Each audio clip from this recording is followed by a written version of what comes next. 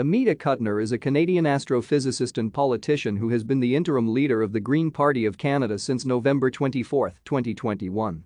Kuttner first ran for office in the 2019 federal election, seeking a House of Commons seat as a Green candidate, followed by a run for Green Party leadership in 2020 following the election. They are the first transgender and the first person of East Asian descent to lead a federal party in Canada. Kuttner is non-binary and pansexual and uses they/them and he/him pronouns.